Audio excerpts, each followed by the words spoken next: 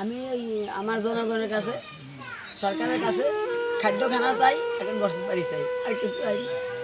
আমি আর বিক্রি করে আমার তার সম্ভব না। আর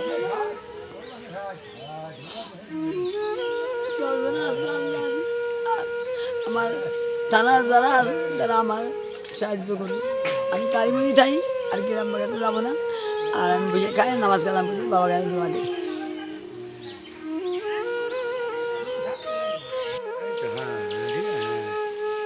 বলেছিল কি সমস্যা?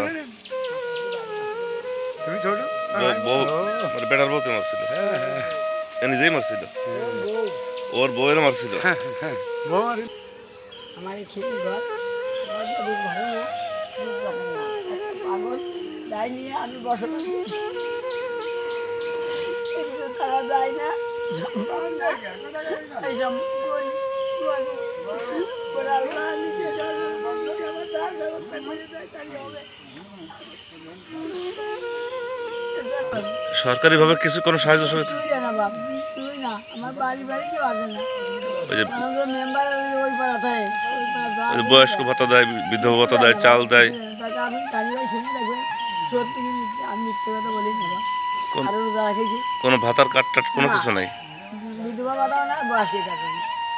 তারপরে চাল দেয়, চাউল তাইলে আমার দেয় না। একদিন নামতেছিল, গেছিলাম হামের 5 বার দাবড়ায় ঘুরে দিল, সবাই তারা মানল না। আমি নামছিলাম, পরে আমি দাঁড়ায় থেকে সেই স্লিপটা হাঁটু করে ফেলে দিয়ে চলে গেছি।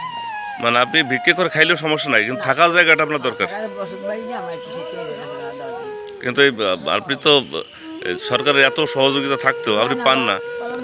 এবার একটি আসার মতো কোনো রাস্তা নাই, পথ নাই। পরের জায়গায় পাতের জায়গায় করে কুমিল্লা আসে, পথ নেই, মিডিয়া আসে, টাকা নাই, পয়সা নাই। এদিক দিয়ে আসেন আপনারা না বাড়িতে?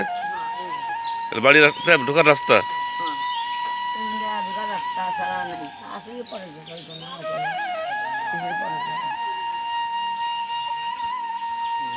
আমার বড় ছেলে, দেখতে পাচ্ছেন আমার বড় ছেলে এই ঘরে নিয়ে চাই। এই ঘরে কি থাকা সম্ভব না বাবা?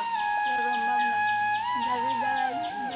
বাড়ি তখন মনে করি আমার একটাই ছেলে মাথা দিয়ে বাড়ি মারছে, তাই বেরোনো সমস্যা। কি করবো?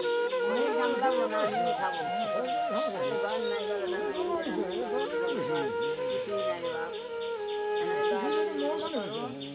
তাহলে আমি বাঁচতে পারবো। আমাকে জলবাত মাসের দিন আসতেছে, ওই তো সামনে জলবাত।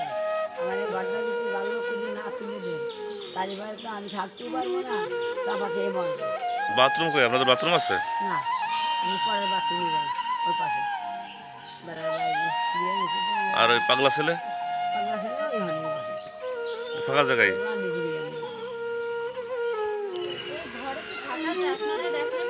ঘরের ভিতরে দেখলে মানুষ বসবাস করতে পারবে না, কারণ এখানে পরিবেশটা অনেকই তীব্র।